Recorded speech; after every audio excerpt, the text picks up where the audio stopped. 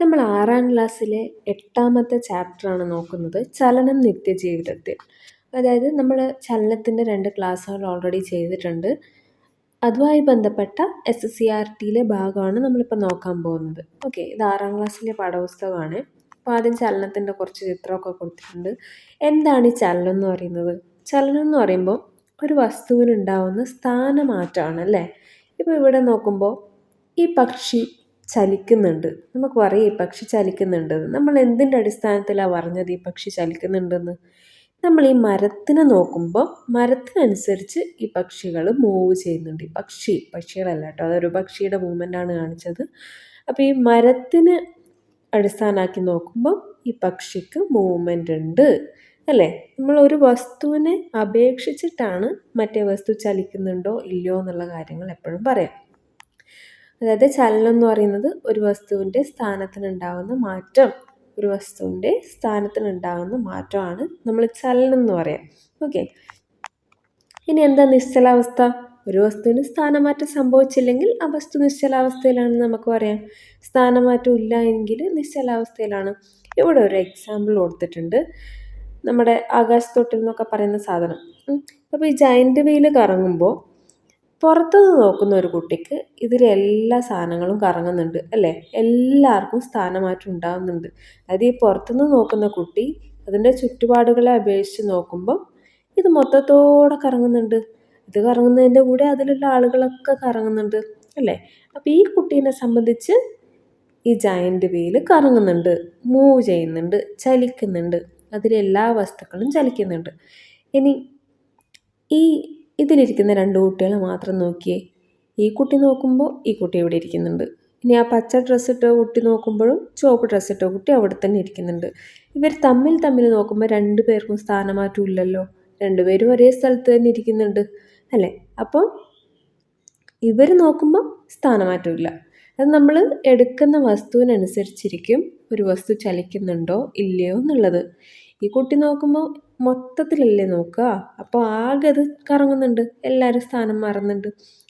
ഒന്നിൻ്റെ അകത്തിരിക്കുന്നവർ തന്നെ തമ്മിൽ നോക്കുമ്പോൾ അവർക്ക് 2ആൾക്കും സ്ഥാനമാറ്റം ഇല്ല. ഓക്കെ, ഇതിവിടെ സെൻറ്റൻസ് ആയിട്ട് കൊടുത്തിട്ടുണ്ട്, ജസ്റ്റ് ഒന്ന് വായിച്ച് നോക്കുക. ഇനി എന്താണ് അവലംബക വസ്തു എന്ന് പറഞ്ഞാൽ? നമ്മൾ നേരത്തെ പക്ഷി പറക്കുന്നൊരു കേസ് പറഞ്ഞു അല്ലേ. ഒരു മരത്തിനെ അടിസ്ഥാനമാക്കിയിട്ട് പക്ഷിക്ക് സ്ഥാനമാറ്റം ഉണ്ടാവുന്നു. അങ്ങനെ ആകുമ്പോൾ പക്ഷി നമുക്ക് സ്ഥാനം മാറുന്നതായിട്ട്, പക്ഷി ചലിക്കുന്നതായിട്ട് തോന്നുന്നു. അപ്പോൾ ആ മരത്തിനെയാണ് നമ്മൾ അവലംബക വസ്തുവായിട്ട് കാണാം. ഓക്കെ, നമ്മൾ ഒരു വസ്തുവിനെ അപേക്ഷിച്ചല്ലേ എപ്പോഴും വേറൊരു വസ്തു ചലിക്കുന്നുണ്ടെന്ന് പറയാം. അപ്പോൾ ഏതിനെ അപേക്ഷിച്ചാണോ നമ്മൾ നോക്കുന്നത് അതിനെയാണ് അവലംബക വസ്തു എന്ന് പറയാം. ഒരു വസ്തുവിനെയോ സ്ഥാനത്തെയോ അടിസ്ഥാനമാക്കി മാത്രമേ മറ്റൊരു വസ്തു ചലിക്കുന്നുണ്ട് എന്ന് പറയാൻ സാധിക്കുകയുള്ളൂ. ഇതിനായി നമ്മൾ തിരഞ്ഞെടുക്കുന്ന അടിസ്ഥാന വസ്തുവിനെയാണ് അവലംബക വസ്തു എന്ന് പറയാം. ഇപ്പം നമ്മളൊരു ഗ്രൗണ്ടിൽ നിൽക്കുകയാണെന്ന് വിചാരിക്കും. ഇവിടെ കുറേ കാടൊക്കെ ഉണ്ട്. ഇവിടെ ഒരു കുട്ടി, ഈ കുട്ടി നടക്കുന്നുണ്ട്. ഈ കുട്ടി ഇങ്ങോട്ട് ചലിച്ചുകൊണ്ടിരിക്കുകയാണ്. അപ്പോൾ നമുക്ക് എങ്ങനെയാണ് മനസ്സിലാവുക ആ കുട്ടി ചലിക്കുന്നുണ്ടെന്ന്? അതിൻ്റെ ബാക്ക്ഗ്രൗണ്ട് നമ്മൾ നോക്കും അല്ലേ. പുറകിലുള്ള സ്ഥാനങ്ങളെ അപേക്ഷിച്ച് ആ കുട്ടീൻ്റെ സ്ഥാനത്തിൽ മാറ്റം ഉണ്ടോ എന്ന് നോക്കും. അപ്പം അങ്ങനെയല്ലേ നമ്മൾ സ്ഥാനം മാറി ചലിച്ചു എന്ന് പറയുന്നത് അല്ലേ. ഇനി ഇവിടെ ഒരു ചിത്രം കൊടുത്തിട്ടുണ്ട്, ഒരു റണ്ണിങ് കോമ്പറ്റീഷനാണ് അല്ലേ. അപ്പോൾ ഈ ഗാലറിയിലിരിക്കുന്ന ആൾ നോക്കുമ്പോൾ ഇവർ ചലിക്കുന്നുണ്ട് അല്ലേ. ഗാലറിയിലിരിക്കുന്ന ആൾ നോക്കുമ്പോൾ ഇവരുടെ സ്ഥാനം മാറുന്നുണ്ട്, അവർ ഓടുമല്ലേ, അപ്പോൾ സ്ഥാനം മാറില്ലേ. അപ്പോൾ അവർ ചലനത്തിലാണെന്ന് പറയാം. ഇനി ചലിക്കുന്ന ആൾ ഇവരെ നോക്കുമ്പോഴോ ഇവർ പുറകോട്ട് പോകുന്ന പോലെ തോന്നൂലേ. ഈ ഓടുന്ന ആൾ നോക്കുമ്പോഴും ഈ ഗാലറിയിലിരിക്കുന്ന ആൾ ചലിക്കുന്നതായിട്ട് തോന്നും. നമ്മൾ തിരഞ്ഞെടുക്കുന്ന പോലെയാണ്, എവിടെ നിന്നിട്ടാണ് നോക്കുന്നത് എന്നുള്ളതിൻ്റെ അടിസ്ഥാനത്തിലാണ്, അവലംബക വസ്തുവിൻ്റെ അടിസ്ഥാനത്തിലാണ് നമ്മൾ പറയുക ഒരു വസ്തു ചലിക്കുന്നുണ്ടോ ഇല്ലയോ എന്നുള്ളത്. ഓക്കെ, ഇനി ഇവിടെ നമ്മൾ നോക്കിയേ, ഒരു കുട്ടി ഇവിടെ നിൽക്കുന്നുണ്ട്, കുട്ടിയുടെ സ്കൂൾ ഇവിടെയുണ്ട്. അപ്പോൾ ഈ കുട്ടി നോക്കുമ്പോൾ സ്കൂൾ ചലിക്കുന്നുണ്ടോ? സ്കൂൾ ചലിക്കുന്നില്ല. എന്തുകൊണ്ടാണ് ചലിക്കുന്നില്ല എന്ന് പറഞ്ഞേ? ഇവിടെ നമ്മൾ ചുറ്റുപാട് നോക്കുമ്പോൾ സ്കൂളിൻ്റെ പൊസിഷനിൽ, സ്കൂളിൻ്റെ സ്ഥാനത്തിൽ മാറ്റമൊന്നും ഉണ്ടാവുന്നില്ല. സ്കൂൾ നേരത്തെ ഉണ്ടായ സ്ഥലത്ത് തന്നെയുണ്ട്. അപ്പോൾ നമ്മൾ പറയും സ്കൂൾ ചലിക്കുന്നില്ല എന്ന് അല്ലേ. ഇനി ഇതേ കുട്ടി സ്പേസിൽ പോയി നിന്നിട്ടാണ് നോക്കുന്നതെങ്കിലോ, സ്പേസിൽ പോയി നിന്നിട്ട് നോക്കുമ്പോൾ ഭൂമി കറങ്ങുന്നുണ്ട്, ഭൂമിയുടെ കൂടത്തിൽ തന്നെ ആ സ്കൂളും കറങ്ങുന്നുണ്ട് അല്ലേ. അത്ര ദൂരം നമുക്ക് സ്കൂളൊന്നും കാണൂല, എന്നാലും ഭൂമി കറങ്ങുമ്പോൾ അതിൽ എല്ലാ വസ്തുവും അതിൻ്റെ കൂടെ കറങ്ങുമല്ലോ. ഓക്കെ, അപ്പോൾ സ്കൂൾ ചലിക്കുന്നുണ്ട്, മരങ്ങൾ ചലിക്കുന്നുണ്ട്, എല്ലാം ചലിക്കുന്നുണ്ട്. അപ്പോൾ സ്പേസിൽ പോയി നോക്കുന്ന ഒരാൾക്ക് ഭൂമിയിലെ സാധനങ്ങളെല്ലാം ചലിക്കുന്നതായിട്ട് തോന്നും അല്ലേ. അത് നമ്മൾ നോക്കുന്ന സ്ഥാനം മാറി, നമ്മൾ അവലംബക വസ്തുക്കളൊക്കെ മാറി, അതുകൊണ്ടാണ് നമുക്ക് രണ്ട് സ്ഥലത്തും രണ്ട് രീതിയിൽ കാണാൻ കഴിഞ്ഞത്. ഭൂമിയിൽ നിന്ന് തന്നെ നോക്കുമ്പോൾ ഒരു മാറ്റമില്ലാത്ത പോലെ തോന്നും, അത്രേ ഉള്ളൂ. ഇനി വിവിധ തരം ചലനങ്ങളെ കുറിച്ചാണ് ഇവിടെ പറയുന്നത്. ഇവിടെ ഒരു നൂലുണ്ട്, നൂലൊരു സ്ട്രോ കെട്ടിയിട്ട് അതിലൊരു ബലൂണ് ഒട്ടിച്ച് വെച്ചേക്കുന്നു. ഇനി നമ്മൾ ഈ ബലൂണ് റിലീസ് ചെയ്യുമ്പോൾ, ബലൂണിൻ്റെ കാറ്റ് റിലീസ് ചെയ്യുമ്പോൾ എന്താവുക, ബലൂൺ ഇങ്ങോട്ട് നേർരേഖയിൽ മൂവ് ചെയ്യും അല്ലേ. ബലൂൺ ഇങ്ങോട്ട് സ്പീഡിൽ പോവും. അപ്പോൾ ആ ചലനത്തിനാണ് നമ്മൾ നേർരേഖാ ചലനം എന്ന് പറയാം. നേർരേഖയിലൂടെയുള്ള ചലനം. ഓക്കെ, ഈ നേർരേഖാ ചലനത്തിന് വേറെ എന്തെങ്കിലും എക്സാമ്പിൾ ഉണ്ടോ? നമ്മളെ ലിഫ്റ്റിൻ്റെ ചലനമില്ലേ, ലിഫ്റ്റ് മേലോട്ടും താഴോട്ടും അല്ലേ പോവുക, നേർരേഖയിലല്ലേ പോവുക. ലിഫ്റ്റ് ഇങ്ങനെ വളഞ്ഞിട്ടൊക്കെ പോവുമോ? ഇല്ല. അപ്പോൾ ഈ ലിഫ്റ്റിൻ്റെ ചലനം ഒരു നേർരേഖാ ചലനത്തിന് ഉദാഹരണമാണ്. വസ്തുവിൻ്റെ നേർരേഖയിലുള്ള ചലനമാണ് നേർരേഖാ ചലനം, ലീനിയർ മോഷൻ എന്ന് പറയും. ഓക്കെ, ഇനി വർത്തുള ചലനമുണ്ട്. അതിന് മുന്നായിട്ടൊരു കാര്യം പറയാനുള്ളത്, ഘൂർണനം. വർത്തുള ചലനം പറഞ്ഞിട്ട് പറയാം. ഓക്കെ, വർത്തുള ചലനം എന്ന് പറഞ്ഞാൽ ഒന്നുമില്ല, വസ്തു ഇങ്ങനെ സർക്കുലാർ പാത്തിലാണ് മൂവ് ചെയ്യുന്നെങ്കിൽ അതിനെല്ലാം നമുക്ക് വർത്തുള ചലനം എന്ന് പറയാം. നമ്മൾ നേരത്തെ പറഞ്ഞ നമ്മുടെ ജൈൻറ്റ് വീല് വർത്തുള ചലനമാണ്, ക്ലോക്കിലെ സൂചി വർത്തുള ചലനമാണ്. ഇനിയിപ്പോൾ ഭൂമി സൂര്യനെ ചുറ്റുന്നത്, അത് കറക്റ്റ് സർക്കിളല്ല എങ്കിലും നമുക്ക് ഏകദേശം ഒരു വർത്തുള ചലനത്തിന് എക്സാമ്പിളായിട്ട് പറയാം. ഓക്കെ, അതിനാണ് സർക്കുലർ മോഷൻ എന്ന് പറയാം. ഇനി നമ്മുടെ ടെക്സ്റ്റ് ബുക്കിൽ കൊടുക്കാത്തൊരു കാര്യമുണ്ട്, ഘൂർണനം എന്ന് പറഞ്ഞിട്ട്. ഘൂർണനം. ഓക്കെ, ഈ ഘൂർണനം എന്ന് പറഞ്ഞാൽ എന്താ, ഞാനിവിടെ സൈഡിൽ കാണിച്ചു തരാം. ഒരു പോയിന്റിനെ അടിസ്ഥാനമാക്കിയിട്ട് ഒരു വസ്തു കറങ്ങുന്നുണ്ട് എങ്കിൽ അതിനെയാണ് നമ്മൾ ഘൂർണനം എന്ന് പറയുക. ഒരു പോയിന്റിനെ അടിസ്ഥാനമാക്കിയിട്ട്, ഒരു കേന്ദ്രത്തിനെ ആസ്പദമാക്കിയിട്ട് ഒരു വസ്തു കറങ്ങുന്നു. ഓക്കെ, ഈ ഘൂർണനത്തിൽ തന്നെ ഘൂർണനം. ഓക്കെ, ഈ ഘൂർണനത്തിനെ തന്നെയാണ് നമ്മൾ ഗൈറേഷൻ എന്ന് പറയുന്നത്. ഘൂർണനത്തിൽ 2 തരം ചലനങ്ങളുണ്ട്. എന്തൊക്കെയാ? ഭ്രമണവും പരിക്രമണവും.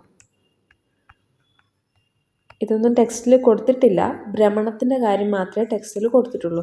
ഓക്കെ, ഭ്രമണത്തിനെയാണ് നമ്മൾ റൊട്ടേഷൻ എന്ന് പറയാം, പരിക്രമണത്തെയാണ് നമ്മൾ റവല്യൂഷൻ എന്ന് പറയാം. ഇനി ഘൂർണനം എന്ന് പറഞ്ഞാൽ എന്താന്ന് പറഞ്ഞു, ഒരു കേന്ദ്രത്തെ ആസ്പദമാക്കിയിട്ട് വസ്തുക്കൾ ഇങ്ങനെ സർക്കുലർ മോഷനിൽ പോകുന്നതിനാണ് നമ്മൾ ഘൂർണനം എന്ന് പറയാം. ഓക്കെ, അതിലൊന്നാമത്തെ കാര്യം ഭ്രമണം. ഭ്രമണ ചലനം എന്ന് പറയുമ്പോൾ നമ്മൾ പറഞ്ഞില്ലേ, ഒരു സെൻറ്ററിനെ, ഒരു കേന്ദ്രത്തെ ആസ്പദമാക്കിയിട്ടാണെന്ന്. ഭ്രമണം എന്ന് പറയുമ്പം ഈ കേന്ദ്രം എന്ന് പറയുന്നത് ആ വസ്തുവിൻ്റെ അകത്ത് തന്നെ ആയിരിക്കും. നമുക്ക് ഭൂമിയുടെ ഭ്രമണം അറിയില്ലേ, ഭൂമി സ്വന്തം അച്ചുതണ്ടിൽ ഇങ്ങനെ കറങ്ങുന്നത്. അപ്പം ഭൂമി കറങ്ങുന്നത് എങ്ങനെയാണ്, അതിൽ തന്നെയുള്ള ഒരു സെൻറ്ററിനെ ആസ്പദമാക്കിയിട്ടാണ് ഭൂമി കറങ്ങുന്നത്. ഓക്കെ, അപ്പോൾ അങ്ങനെയുള്ള ചലനത്തിനാണ് നമ്മൾ ഭ്രമണം എന്ന് പറയാം. ഇവിടെ ഒരു ബോളിനെ കൊണ്ട് ഇവരൊരു സാധനം ഉണ്ടാക്കി കാണിച്ചിട്ടുണ്ട്. അതിൻ്റെ കറക്കം എങ്ങനെയാണ്, ഈ സെൻറ്ററിനെ ആസ്പദമാക്കിയിട്ടാണ് ഈ ബോൾ കറങ്ങുന്നത് അല്ലേ, നമ്മുടെ പമ്പരത്തിൻ്റെ കറക്കമൊക്കെ പറയുന്നത്. അപ്പോൾ ഇങ്ങനെയുള്ള ചലനത്തിനാണ് ഭ്രമണം അഥവാ റൊട്ടേഷണൽ മോഷൻ എന്ന് പറയാം. സ്വന്തം അക്ഷത്തെ ആധാരമാക്കി വസ്തുക്കൾ ചലിക്കുന്നതാണ് ഭ്രമണ ചലനം. ഇനി പരിക്രമണം എന്ന് പറഞ്ഞാൽ എന്തായിരുന്നു, അതിൽ കൊടുത്തിട്ടില്ല. പരിക്രമണം എന്ന് പറഞ്ഞാൽ ഒരു കേന്ദ്രത്തെ ആസ്പദമാക്കിയിട്ട് വസ്തു ഇങ്ങനെ അതിന് ചുറ്റും കറങ്ങുന്നത്. കേന്ദ്രം വസ്തുവിൻ്റെ ഉള്ളിലല്ല, പുറത്തുള്ളൊരു വസ്തുവാണ്. ഇവിടെ ഭൂമി സൂര്യനെ ചുറ്റുന്നു അല്ലേ. ഇപ്പോൾ സൂര്യൻ എന്ന് പറയുന്നത് ഇതിൻ്റെ അകത്തുള്ളൊരു വസ്തു അല്ലല്ലോ, വേറെ തന്നെയല്ലേ. പുറത്തുള്ള ഒരു കേന്ദ്രത്തിനെ ആസ്പദമാക്കിയിട്ട് അതിന് ചുറ്റും കറങ്ങുന്നതാണ് പരിക്രമണം. ഇനി ഈ കേന്ദ്രം ഇതിൻ്റെ ഉള്ളിൽ തന്നെയാണെങ്കിലോ, വസ്തുവിൻ്റെ ഉള്ളിൽ തന്നെയാണെങ്കിൽ അതിനെ ഭ്രമണം എന്ന് പറയുന്നു. പുറത്തുള്ള ഒരു വസ്തുവിനെ ചുറ്റുന്നതാണെങ്കിൽ അതിനെ പരിക്രമണം എന്ന് പറയുന്നു. നമ്മൾ പറഞ്ഞ കാര്യമാണ് വർത്തുള ചലനം. വസ്തുക്കളുടെ വൃത്താകാരമായ പാതയിലുള്ള ചലനമാണ് വർത്തുള ചലനം, നമ്മൾ പറഞ്ഞ കാര്യം. ഇനി എന്താ ദോലനം. ദോലനം എന്ന് പറയുമ്പം ഒരു തുലനസ്ഥാനം ഉണ്ടാവും. തുലനസ്ഥാനം എന്ന് പറഞ്ഞാൽ ഇപ്പോൾ നമ്മൾ ഊഞ്ഞാൽ കെട്ടിയെന്ന് വിചാരിക്കുക. ഓക്കെ, ഒരു ഊഞ്ഞാൽ കെട്ടി. ഈ ഊഞ്ഞാൽ വെറുതെ കിടന്ന ഇങ്ങനെ ഒരു സെൻറ്റർ പൊസിഷനിൽ വന്ന് നിൽക്കില്ലേ, ആ സെൻറ്ററായിട്ട് നിൽക്കുന്നതിനെയാണ് നമ്മൾ തുലനസ്ഥാനം എന്ന് പറയാം. ഇനി ഇതിനെ ആട്ടി വിട്ടാലോ, ഇതിനെ തള്ളി വിട്ടാലോ, മുന്നിലോട്ടും പുറകോട്ടും പോവും അല്ലേ. അപ്പോൾ അതിൻ്റെ 2 പൊസിഷനിലേക്കും അത് മൂവ് ചെയ്യും. അപ്പോൾ ഈ ഒരു പെൻഡുലത്തിനെ നോക്കുകയാണെങ്കിൽ ഇവിടെ ഇതാണ് അതിൻ്റെ തുലനസ്ഥാനം എന്ന് പറയുന്നത്. അതിന് 2 സൈഡിലേക്കും ഇങ്ങനെയുള്ള മോഷനെയാണ് നമ്മൾ ദോലനം എന്ന് പറയുക. ഇങ്ങോട്ട് പോകുന്നു, തിരിച്ചു വരുന്നു, ഇങ്ങോട്ട് പോകുന്നു, തിരിച്ചു വരുന്നു. അതിനെയാണ് നമ്മൾ ദോലനം എന്ന് പറയുക. ഒരു കല്ലിനെ ഒരു കയറിൽ കെട്ടിയിട്ടാൽ എന്താ, കല്ലിനെ ഇങ്ങനെ കയറിൽ കെട്ടിയിട്ടാൽ നമ്മളതിനെ ജസ്റ്റ് ഒന്നൊരു ബലം കൊടുത്താൽ അത് 2 വശത്തേക്കും ഇങ്ങനെ ആടിപ്പോവും അല്ലേ. അപ്പോൾ അതിനാണ് ദോലനം. അങ്ങനെയുള്ള ചലനത്തിനാണ് ദോലനം എന്ന് പറയുക. തുലന സ്ഥാനത്തെ ആസ്പദമാക്കി ഒരു വസ്തു ഇരുവശങ്ങളിലേക്കും നടത്തുന്ന ചലനമാണ് ദോലനം. ഇനി ഈ ദോലനം കുറച്ച് സ്പീഡിലാണെങ്കിലോ അതിന് നമ്മൾ എന്താ പറയുക, ഒരു വസ്തു ഉണ്ട് അത് സ്പീഡിൽ അങ്ങോട്ടും ഇങ്ങോട്ടും ചലിക്കുന്നു, ദോലനം തന്നെയാണ്, പക്ഷെ ആ ദോലനത്തിന് നമ്മൾ പറയുന്നത് കമ്പനം എന്നാണ്. ഓക്കെ, കമ്പനം. സ്പീഡിൽ പോകുന്നതിന് നമ്മൾ കമ്പനം എന്നാണ് പറയുക. ദ്രുതഗതിയിലുള്ള ദോലനമാണ് കമ്പനം. നമ്മളിപ്പോൾ ഒരു ഈർക്കലോ അല്ലെങ്കിൽ ഒരു ട്യൂണിങ് ഫോർക്കോ ഒക്കെ വലിച്ചു വിട്ട് കഴിഞ്ഞാൽ, ട്യൂണിങ് ഫോർക്ക് ഒരു പ്രതലത്തിൽ അടിച്ചു കഴിഞ്ഞാലൊക്കെ അത് സ്പീഡിൽ ഇങ്ങനെ ദോലനം ചെയ്യില്ലേ, സ്പീഡിൽ അങ്ങോട്ടും ഇങ്ങോട്ടും ആവൂലേ, അതിനെയാണ് നമ്മൾ കമ്പനം എന്ന് പറയുക. ഇനി ഒരു അധിക വായന ഇവിടെ കൊടുത്തിട്ടുണ്ട്, അത് ജസ്റ്റ് ഒന്ന് വായിച്ചു പോയാൽ മതി. കമ്പനം മൂലമാണ് ശബ്ദമുണ്ടാകുന്നത്. നമുക്കറിയാം നമ്മുടെ സ്വനപേടകത്തിൽ കമ്പനം ഉണ്ടാകുന്നത് മൂലമാണ് നമ്മുടെ സൗണ്ട് പുറത്തേക്ക് വരുന്നത്. ഇനി ആ സൗണ്ട് എന്താവും, എയറിനെയും കൂടെ വൈബ്രേറ്റ് ചെയ്യിപ്പിച്ചിട്ട് അടുത്ത ആളെ ചെവിയിലെത്തും. അവിടെ ഒരു കർണപടത്തിലൊരു കമ്പനം ഉണ്ടാക്കും. അങ്ങനെയാണ് നമ്മൾ കേൾക്കുന്നത് അല്ലേ. അപ്പോൾ നമുക്ക് ഇതിന് നമ്മുടെ ശബ്ദത്തിന് സഞ്ചരിക്കാൻ ഒരു മീഡിയം ആവശ്യമാണ്. ഒന്നുകിൽ വായു വേണം, അല്ലെങ്കിൽ വെള്ളം വേണം, അല്ലെങ്കിൽ എന്തെങ്കിലും ഖരാവസ്ഥയിലുള്ള സാധനം വേണം. അപ്പോൾ ഒരു മീഡിയം ഉണ്ടെങ്കിൽ മാത്രമേ ശബ്ദത്തിന് സഞ്ചരിക്കാൻ കഴിയുള്ളൂ. അപ്പോൾ എന്തുകൊണ്ടായിരിക്കും സ്പേസിൽ നമുക്ക് ഒന്നും കേൾക്കാൻ പറ്റാത്തത്? അതൊന്ന് ആലോചിക്കാം കേട്ടോ. സ്പേസിൽ എന്തുകൊണ്ടാണ് നമുക്ക് കേൾക്കാത്തത് എന്നുള്ളത്. അവിടെ വായു ഇല്ലല്ലോ, അപ്പോൾ നമുക്ക് കേൾക്കാൻ പറ്റില്ല. അവിടെ ശബ്ദത്തിന് സഞ്ചരിക്കാൻ മീഡിയം ഒന്നുമില്ല.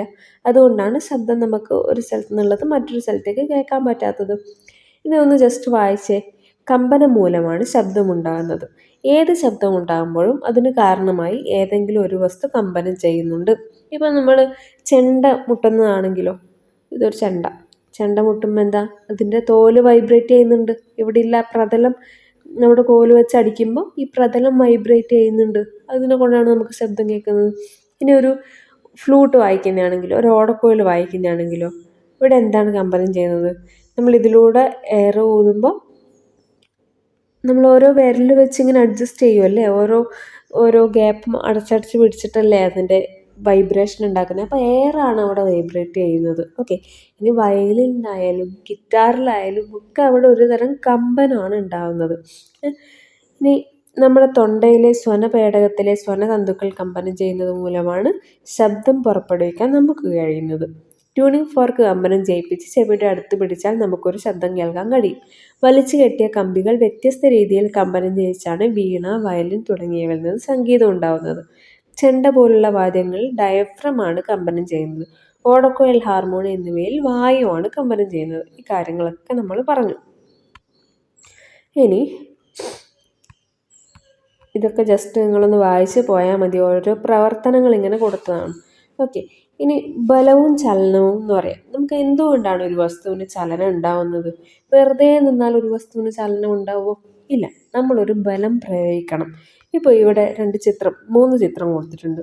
ഒരു ബോൾ ഇങ്ങനെ വെറുതെ നിൽക്കുകയെന്ന് വിചാരിക്കും. വെറുതെ നോക്കിക്കൊണ്ടിരുന്നാൽ അത് ചലിക്കുമോ? ഇല്ല. ആ വസ്തു ചലിക്കണമെങ്കിൽ എന്ത് ചെയ്യണം? ആരെങ്കിലും അതിന്മേലൊരു ബലം പ്രയോഗിക്കണം. ഇവിടെ ഈ കുട്ടി ആ ബോളിനെ ചവിട്ടിത്തെറിപ്പിച്ചു. ചവിട്ടുമ്പോൾ ആ ബോൾ ചലിച്ചു. ഓക്കെ, അപ്പോൾ ഒരു വസ്തുവിൻ്റെ മേലെ ബലം പ്രയോഗിച്ചാൽ നിശ്ചലമായിട്ടുള്ളൊരു വസ്തുവിനെ ചലിപ്പിക്കാൻ നമുക്ക് കഴിയും. ഒരു വസ്തുവിൻ്റെ മേലെ ബലം പ്രയോഗിച്ചാൽ ആ വസ്തുവിനെ ചലിപ്പിക്കാൻ നമുക്ക് കഴിയും. ഇനിയിപ്പോൾ നേരെ വരുന്നൊരു ബോളാണെന്ന് വിചാരിക്കും. നേരെ വരുന്നൊരു ബോളാണ്, ഈ കുട്ടി ചവിട്ടിയപ്പോൾ ബോൾ അങ്ങോട്ട് പോയി. അപ്പോൾ എന്തുകൊണ്ടാണ് ബോൾ അങ്ങോട്ട് പോയത്? നേരെ വരുന്നൊരു ബോളിനെ നോക്കിക്കൊണ്ടിരുന്ന, അല്ലെങ്കിൽ നമ്മളൊന്നും ചെയ്യാണ്ടിരുന്ന ആ ബോൾ നേരെ തന്നെ പോവില്ലേ? അപ്പം നമ്മളതിലൊരു ബലം കൊടുത്തപ്പോൾ ആ ബോൾ അങ്ങോട്ട് പോയി അല്ലേ. അപ്പോൾ ബലം കൊടുത്തുകൊണ്ട് ഒരു വസ്തുവിൻ്റെ സ്പീഡിൽ മാറ്റം വരുത്താം, ഒരു വസ്തുവിൻ്റെ ഡയറക്ഷനിൽ മാറ്റം വരുത്താം. ഓക്കെ, ഇനി സ്പീഡിൽ വരുന്നൊരു ബോളാണ്. നമുക്ക് ഫുട്ബോൾ കളിക്കുമ്പോഴൊക്കെ അറിയാം, ഗോളി എന്താ ചെയ്യുക, ഗോളി ബോളിനെ പിടിച്ചു വെക്കും അല്ലേ. അപ്പോൾ സ്പീഡിൽ വരുന്ന ഒരു ബോളിൽ ഒരു ബലം പ്രയോഗിച്ചാൽ ബോൾ അവിടെ നിൽക്കും അല്ലേ. അപ്പോൾ നമുക്ക് സ്പീഡിനെ നിയന്ത്രിക്കാൻ കഴിയും ബലം ഉപയോഗിച്ചിട്ട്. സ്പീഡിൽ പോകുന്ന ഒരു വസ്തുവിനെ, ചലിക്കുന്ന ഒരു വസ്തുവിനെ നിർത്താൻ വേണ്ടി കഴിയും. നേരെ വരുന്ന ഒരു വസ്തുവിൻ്റെ പൊസിഷൻ മാറ്റാൻ വേണ്ടി കഴിയും, ഡയറക്ഷൻ മാറ്റാൻ വേണ്ടി കഴിയും. ഓക്കെ, നിശ്ചലമായിട്ടുള്ളൊരു വസ്തുവിനെ ചലിപ്പിക്കാൻ വേണ്ടി കഴിയും. ഇനിയും നമ്മളൊരു ചപ്പാത്തി മാവ് കുഴക്കുകയാണെന്ന് വിചാരിക്കുക. നമ്മളിതിൽ ബലം പ്രയോഗിച്ച് എന്താ, ഇത് അങ്ങോട്ടും ഇങ്ങോട്ടൊക്കെ ഇതിൻ്റെ ഷേപ്പൊക്കെ മാറില്ലേ അല്ലേ. അപ്പോൾ ഈ ഷേപ്പ് മാറ്റണമെങ്കിലും നമ്മൾ എന്ത് ചെയ്യണം, ബലം പ്രയോഗിക്കണം. നമ്മൾ അടിച്ചതിൻ്റെ ഷേപ്പ് മാറ്റും എന്നൊക്കെ പറയുന്നില്ലേ, അത് വെറുതെ ഇങ്ങനെ പറയുന്നതാണ്. എന്നാലും നമ്മളൊരു ബലം പ്രയോഗിച്ചാൽ നമുക്ക് ആ വസ്തുവിൻ്റെ ഷേപ്പും കൂടെ മാറ്റാൻ പറ്റും. ഷേപ്പ് മാറ്റാം, ഡയറക്ഷൻ മാറ്റാം, സ്പീഡിൽ ചേഞ്ച് ചെയ്യാം. ഓക്കെ, അപ്പോൾ ആ ഒരു കാര്യങ്ങളാണ് ഈ ചിത്രത്തിൽ നിന്ന് മനസ്സിലാക്കാനുള്ളത്. നിശ്ചലാവസ്ഥയിലാക്കാം. ഇതാ ഇവിടെ ബലവും ചലനവും ഓർത്തിട്ടുണ്ട്. നിശ്ചലാവസ്ഥയിലുള്ള വസ്തുക്കളെ ചലിപ്പിക്കാനും ചലിക്കുന്ന വസ്തുക്കളെ നിശ്ചലമാക്കാനും ബലം പ്രയോഗിക്കണം. ചലിക്കുന്ന വസ്തുക്കളുടെ ചലന വേഗതയിൽ മാറ്റം വരുത്താനും ദിശ മാറ്റാനും ബലം പ്രയോഗിക്കണം. ഓക്കെ, വേറെ നമ്മളൊന്നും കൂടെ പറഞ്ഞില്ലേ, ഷേപ്പ് മാറ്റാനും ബലം പ്രയോഗിക്കണം. ഇനി ബലം ഒരിടത്ത്, ചലനം മറ്റൊരിടത്ത്. നമ്മൾ സൈക്കിളിൻ്റെ പെഡൽ നോക്കി, ഇവിടെ ഒരു വലിയൊരു ചക്രം, നമ്മൾ പൽചക്രം എന്ന് പറയാം, അതിൻ്റെ ഒരു ചെറിയ ചക്രം പുറകിലുണ്ട്. അതിന് രണ്ടിനും കണക്ട് ചെയ്തിട്ട് ഒരു ചെയിനും കൂടെ കൊടുത്തിട്ടുണ്ട്. എന്തിനാ ഇങ്ങനെയൊരു സിസ്റ്റം? നമ്മളിവിടെ പെഡൽ ഉണ്ടാവില്ലേ, നമ്മൾ ഈ പെഡൽ ചവിട്ടുമ്പോൾ ഈ വലിയ ചക്രം കറങ്ങും, അതിനനുസരിച്ച് ഈ ചെറിയ ചക്രം കറങ്ങും, അതിനനുസരിച്ച് സൈക്കിളിൻ്റെ ടയറും മൂവ് ചെയ്യും. അങ്ങനെയാണ് നമ്മൾ മൂവ് ചെയ്യുന്നത്. അപ്പോൾ ഇവിടെ വലിയ ചക്രം മുന്നിലും ചെറിയ ചക്രം പുറകിലും കൊടുക്കുന്നതിൻ്റെ ലോജിക്ക് എന്താ? ഈ വലിയ ചക്രം ഒരു റൗണ്ട് കറങ്ങുമ്പോൾ ഈ ചെറിയ ചക്രം ചിലപ്പോൾ ഒരു 6 തവണ 5 തവണയൊക്കെ കറങ്ങും. അതിനനുസരിച്ച് അത്രയും സ്പീഡ് കൂടും. നമ്മളിവിടെ ഒരിക്കൽ ചവിട്ടുമ്പം തന്നെ സ്പീഡിൽ പോവാം. കുറേ റൗണ്ട് ഇത് കറങ്ങുന്നതുകൊണ്ട് അതിനനുസരിച്ച് ടയറും കറങ്ങും, അതിനനുസരിച്ച് നമുക്ക് സ്പീഡിൽ പോകാൻ പറ്റും. ഓക്കെ, അപ്പോൾ ഈ വലുത് മുന്നിലും ചെറുത് പുറകിലും, വലുതിലാണ് നമ്മൾ ബലം കൊടുക്കുന്നതെന്നുണ്ടെങ്കിൽ നമുക്ക് സ്പീഡ് കൂട്ടാൻ വേണ്ടി കഴിയും. ഇത് നേരെ തിരിച്ചാണെങ്കിലോ, ചെറുതിവിടെ വലുതിവിടെ, രണ്ടും കണക്റ്റഡാണ്. ചെറുതിലാണ് നമ്മൾ ബലം കൊടുക്കുന്നതെന്ന് വിചാരിക്കും. അപ്പോൾ എന്താവും, ഇതൊരു 5-6 തവണ കറങ്ങുമ്പോഴേ ഈ വലിയ ചക്രം ഒരു റൗണ്ട് കറങ്ങുള്ളൂ. അപ്പോൾ സ്പീഡ് കുറയും. ഇവിടെയാണ് നമ്മൾ ബലം കൊടുക്കുന്നതെന്നുണ്ടെങ്കിൽ ഈ ഒരു അറേഞ്ച്മെൻറ്റ്, മുന്നിൽ ചെറുതും പുറകിൽ വലുതും ആണെന്നുണ്ടെങ്കിൽ സ്പീഡ് കുറയും. ഓക്കെ, നമ്മൾ ചെറുതിലാണ് ബലം കൊടുത്താൽ സ്പീഡ് കുറയുക ചെയ്യാം. ഇനി വലുതിലാണ് ബലം കൊടുക്കുന്നതെന്നുണ്ടെങ്കിൽ സ്പീഡ് കൂടുക ചെയ്യാം. ഓക്കെ, അപ്പോൾ ആ 2 കാര്യങ്ങളൊന്ന് ഓർത്ത് വെച്ചേക്കാം. ഇതൊക്കെ ഒന്ന് ജസ്റ്റ് വായിച്ചു നോക്കിയാൽ മതി. ചെറിയ ചെറിയ എക്സ്പെരിമെൻറ്റുകൾ കൊടുത്താണ് കേട്ടോ. ഇത് പൽചക്രത്തിൻ്റെ ചിത്രമൊക്കെ കൊടുത്തിട്ടുണ്ട്. ഇവിടെ നമ്മളിപ്പോൾ പറഞ്ഞ കാര്യം, ഈ ചെറിയതിലാണ് ബലം കൊടുക്കുന്നതെങ്കിൽ സ്പീഡ് കുറയും, വലുതിലാണ് ബലം കൊടുക്കുന്നതെങ്കിൽ സ്പീഡ് കൂടും. ഓക്കെ, ഇനി വിലയിരുത്താന്നുള്ള ഭാഗത്ത് കുറച്ച് ക്വസ്റ്റ്യൻസ് കൊടുത്തിട്ടുണ്ട്. ജസ്റ്റ് ഒന്ന് നോക്കിപ്പോവാം. താഴെ തന്നിരിക്കുന്നവയിൽ ശരിയായ പ്രസ്താവനകൾ ഏത്, തെറ്റായവ ഏത്? ഓക്കെ, ഒരു വസ്തുവിൻ്റെ ചലനവേഗം വർദ്ധിപ്പിക്കുവാനും കുറയ്ക്കാനും ബലം പ്രയോഗിക്കണം. ശരിയല്ലേ? ആലോചിച്ച് നോക്കിയേ, വസ്തുവിൻ്റെ വേഗത കൂട്ടാനും കുറക്കാനും നമുക്ക് എന്ത് വേണം, ബലം പ്രയോഗിക്കണ്ടേ? അപ്പോൾ ആ പ്രസ്താവന ശരിയാണ്. ഇനി രണ്ടാമത്തെ പ്രസ്താവന എന്താ? വേഗം കൂട്ടുന്നതിന് മാത്രമാണ് പൽചക്രങ്ങൾ ഉപയോഗിക്കുന്നത്. അത് ശരിയാണോ? വേഗം കൂട്ടുന്നതിന് മാത്രമാണോ പൽചക്രം ഉപയോഗിക്കുന്നത്? അല്ല. അപ്പോൾ അത് തെറ്റാണല്ലേ. വേഗം കൂട്ടാനും വേഗം കുറക്കാനും പൽചക്രം ഉപയോഗിക്കാം. ഇനി ഭൂമിയിൽ നിശ്ചലമാണെന്ന് കരുതുന്ന എല്ലാ വസ്തുക്കളും ഭൂമിയോടൊപ്പം ചലിക്കുന്നുണ്ട്. ശരിയല്ലേ? ഭൂമിയിൽ നമ്മൾ നോക്കുമ്പോൾ ചിലപ്പോൾ നിശ്ചലാവസ്ഥയിലായിട്ട് തോന്നും, പക്ഷെ സ്പേസിൽ പോയിട്ട് നോക്കുന്ന ഒരാൾക്ക് എല്ലാം ചലിക്കുന്നതായിട്ട് തോന്നും. ഭൂമിയിൽ നിശ്ചലമാണെന്ന് കരുതുന്ന എല്ലാ വസ്തുക്കളും ഭൂമിയോടൊപ്പം ചലിക്കുന്നുണ്ട്. അത് ശരിയാണ്. ഇനി ക്ലോക്കിലെ സൂചി തിരിയുന്നത് നേർരേഖാ ചലനമാണോ? അല്ല. ക്ലോക്കിലെ സൂചി തിരിയുന്നത് സർക്കുലർ മോഷനിലാണ് അല്ലേ. സർക്കുലർ മോഷനിലാണ്. ഒരു കേന്ദ്രമുണ്ട്, അതിന് ചുറ്റുമാണ് കറങ്ങുന്നത്, അല്ലെങ്കിൽ വർത്തുള ചലനം എന്നൊക്കെ പറയാം. ഇനി തന്നിരിക്കുന്ന ചലനങ്ങൾ പരിശോധിക്കൂ. ഇവയിൽ ഏതെങ്കിലും ചലനം വ്യത്യസ്തമായതുണ്ടോ എന്നുകൊണ്ട്. ഊഞ്ഞാലിൻ്റെ ചലനം ഏതാണ്? ദോലനമാണ്. തൊട്ടിലിൻ്റെ ചലനം ദോലനമാണ്. ക്ലോക്കിൻ്റെ പെൻഡുലത്തിൻ്റെ ചലനം ദോലനമാണ്. ട്യൂണിംഗ് ഫോർക്കിൻ്റെ ഭുജങ്ങളുടെ ചലനം ദോലനമാണോ കമ്പനമാണോ? കമ്പനമല്ലേ. അപ്പോൾ അതാണ് അതിൽ വ്യത്യസ്തമായിട്ട് വരുന്നത്. സ്കെയിൽ ഉപയോഗിച്ച് നേർരേഖ വരക്കുന്നു. ആ സമയത്ത് പേനയുടെ ചലനത്തിന് സമാനമായ ചലനം താഴെ നൽകിയിരിക്കുന്നവയിൽ ഏതാണ്? നമ്മൾ സ്കെയിൽ വെച്ചു, വരച്ചപ്പോൾ ചെറുതായിട്ടൊന്ന് ഇതായിപ്പോയി. സ്കെയിൽ വെച്ചു, അതിലൊരു പേനേനെ കൊണ്ട് നമ്മൾ നേർരേഖയിൽ ഇങ്ങനെ വരക്കാം. അപ്പോൾ നേർരേഖയിൽ വരക്കുമ്പോൾ അത് എന്ത് തരം ചലനം? അത് നേർരേഖാ ചലനമല്ലേ. അപ്പോൾ ആ നേർരേഖാ ചലനം ഇതിലേതാണ് എന്നാണ് ചോദിച്ചേക്കുന്നത്. വാഹനങ്ങളുടെ വൈപ്പറിൻ്റെ ചലനം നേർരേഖയാണോ? അല്ല, ഇത് ഇങ്ങോട്ടും ഇങ്ങനെയുള്ള ചലനം അല്ലേ. അപ്പോൾ നേർരേഖയല്ലല്ലോ, ദോലനത്തിൽ വരുന്നതാണ്. വൃത്തം വരക്കുമ്പോഴുള്ള കോമ്പസിൻ്റെ ചലനം വർത്തുള ചലനമാണ്. എറിയുന്ന കല്ലിൻ്റെ ചലനം, നമ്മളൊരു സ്ഥലത്ത് നിന്നിട്ട് കല്ലെറിയാണെന്ന് വിചാരിക്കും. ഒരു കുട്ടി കല്ലെടുത്ത് എറിയാണ്. അപ്പം ഇങ്ങനെയല്ലേ കല്ല് പോവുക, ഇങ്ങനെ പോയിട്ട് ഒരു സ്ഥലത്ത് വീഴും. അപ്പോൾ നേർരേഖയാണോ? അത് കുറച്ച് വളഞ്ഞിട്ടുള്ള ഒരു ചലനമാണ് അല്ലേ. ഇനിയിപ്പം നേരെയാണ് ആ കുട്ടി എറിയുന്നതെങ്കിൽ അത് നേർരേഖാ ചലനമാണ്. കുട്ടി നേരെ മുകളിലോട്ടാണ് എറിയുന്നതെങ്കിൽ അതേപോലെ തിരിച്ച് താഴോട്ട് വരും, അത് നേർരേഖാ ചലനം. പക്ഷെ അങ്ങനെ പ്രത്യേകിച്ച് എടുത്ത് പറഞ്ഞിട്ടില്ല. എറിയുന്ന കല്ലിൻ്റെ ചലനം എന്ന് മാത്രം പറഞ്ഞുകൊണ്ട് ഇങ്ങനെ ആയിരിക്കണം കുട്ടി എറിയുന്നത്, അപ്പോൾ അത് നേർരേഖാ ചലനമല്ല. ഇനി ലിഫ്റ്റിൻ്റെ ചലനവും നമ്മൾ നേരത്തെ പറഞ്ഞതല്ലേ, ലിഫ്റ്റ് മേലോട്ടും താഴോട്ടും നേർരേഖയിലാണ് പോവുക. അപ്പോൾ ലിഫ്റ്റിൻ്റെ ചലനം നേർരേഖാ ചലനമാണ്. അപ്പോൾ ഇത്രയും കാര്യങ്ങളാണ് ഇതിൻ്റെ അകത്ത് പറഞ്ഞിട്ടുള്ളത്. കുറച്ച് തുടർ പ്രവർത്തനം കൊടുത്തിട്ടുണ്ട്, അതൊന്ന് ജസ്റ്റ് വായിച്ചു നോക്കിയാൽ മതി. താങ്ക്